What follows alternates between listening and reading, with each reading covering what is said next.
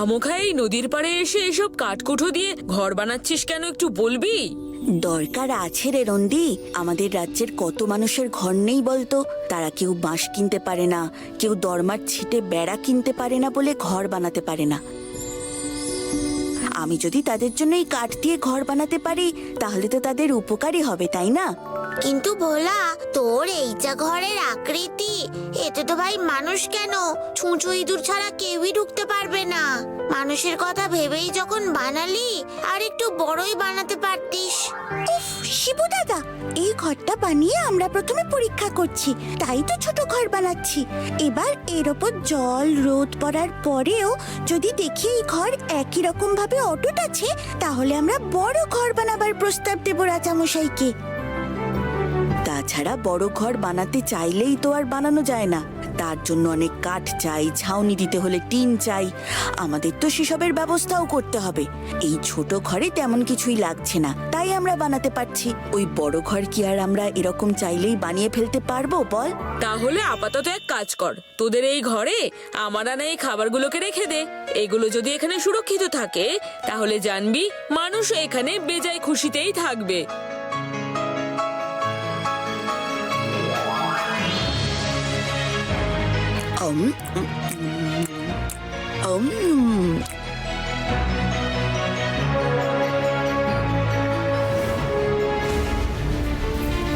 উফ, এখান থেকে আমার রাজ্য তো অনেক দূর। একবার হেঁটে এসেছি, আবার আমি হেঁটে যাব? কিছুতেই না।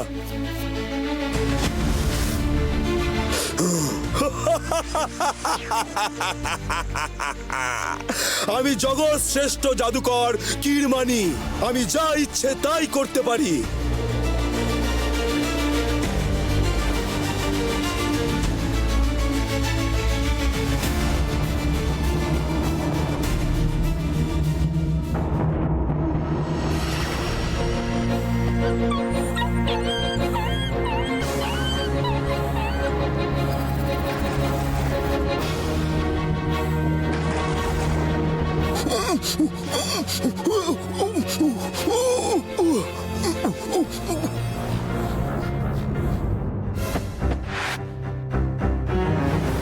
আরে এটা কি? সোনার দণ্ড! এটা আমি আমার বাড়িতে নিয়ে গিয়ে রাখবো।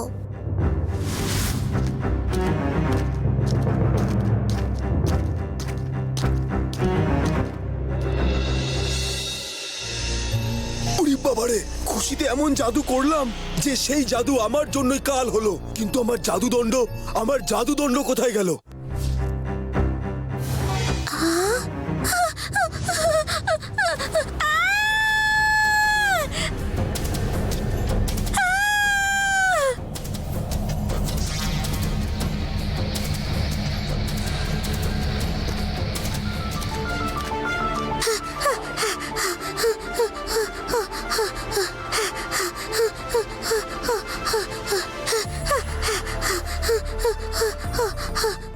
আমি কি আবার আমার জাদুদণ্ড হারিয়ে ফেললাম? সর্বনাশ করেছে। কিন্তু আমি যদি এখানে এসে পড়ি, জাদুদণ্ড নিশ্চয়ই আশেপাশে এখানে পড়েছে। কিন্তু কোথায় কোথায় আমার জাদুদণ্ড?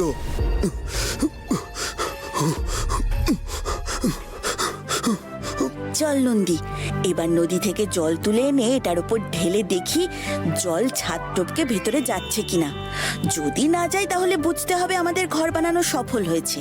আর যদি জল ছাদের মধ্যে দিয়ে ঘরে ঢুকে যায় তখন আমাদের আবার করে এই ঘরখানা মেরামত করতে হবে।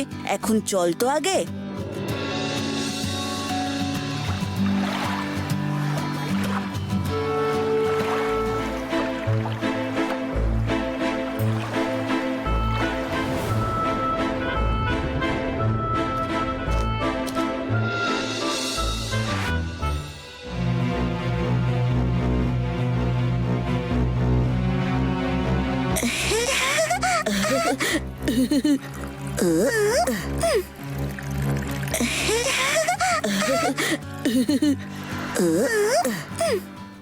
আমার জাদুদণ্ড ওরা পায়নি তো? হয়তো পেয়ে লুকিয়ে রেখেছে। আমায় জানতে হবে। কিন্তু ওদের সামনে এই জাদুকরের মতো সেজে গুজে গেলে তো চলবে না।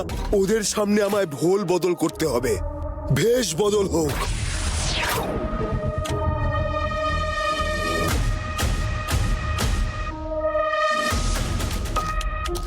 আমাকে একটু জল দেবে? আমি খুব তৃষ্ণার্ত। আমি অনেক দূর থেকে আসছি, খুব জল তেষ্টা পেয়েছে। ও মা, সামনে অত বড় নদী পড়ে আছে, তুমি এখান থেকেই তো জল নিয়ে খেতে পারো। ওইভাবে কি জল নিয়ে খাওয়া যায়? দাও না একটু জল। তোমরা তো জলগুলো নষ্টই করছো। ঠিকই বলেছেন উনি নন্দী, আমরা তো আদপে এই জলগুলো নষ্টই করছি। কারো জল তেষ্টা পেলে যদি এই জল তার তৃষ্ণা মেটাতে পারে, তাহলে তো আমাদের খুশি হওয়ার কথা।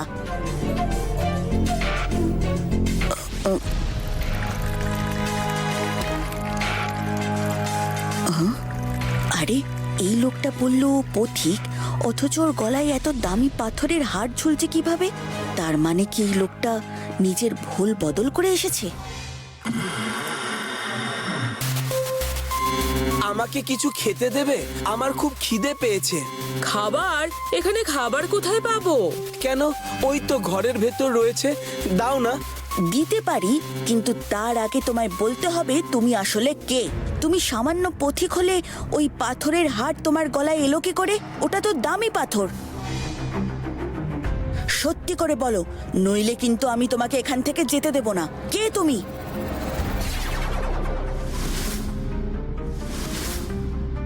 ঠিক ধরেছিস তোরা, আমি জাদুকর কিরমানি। আমার জাদুদণ্ড হারিয়ে গেছে, আমি তা খুঁজতে এসেছি এখানে। জাদুদণ্ড? কিন্তু এখানে তোমার কোনো জাদুদণ্ড নেই তো। হতেই পারে না, এই জাদুদণ্ড নিশ্চয়ই তোমাদের কারুর কাছেই আছে। ওই যে আমার জাদুদণ্ড, দে ওই জাদুদণ্ড আমাকে, নইলে আমি কিন্তু তোদের কাউকে ছাড়বো না, কাউকে না। না, এই সোনার দণ্ড তোমার না, আমি এই দণ্ড কুড়িয়ে পেয়েছি। তাতে কি, ওই দণ্ড আমার। দে বলছি ভালোই ভালোই। ওই জাদুদণ্ডের বলে আমি হয়ে উঠবো এই জগতের শ্রেষ্ঠ সম্রাট। গোটা জগৎ হবে আমার তালুবন্দী। ওই দণ্ড আমার চাই। না, কিছুতেই না। তোমার কথা শুনেই মনে হচ্ছে তুমি মোটেই ভালো লোক নও। এই জাদুদণ্ড তুমি হাতে পেলে মানুষের ক্ষতি ছাড়া তুমি আর কিচ্ছু করবে না, আমি তাও জানি। আমি কারুর মঙ্গল করতে এখানে আসিনি, আমি এসেছি কেবল নিজের মঙ্গল করতে। যা করতে পারে ওই জাদুদণ্ড, তাই ওই জাদুদণ্ড আমায় ফিরিয়ে দে। কিছুতেই দেব না।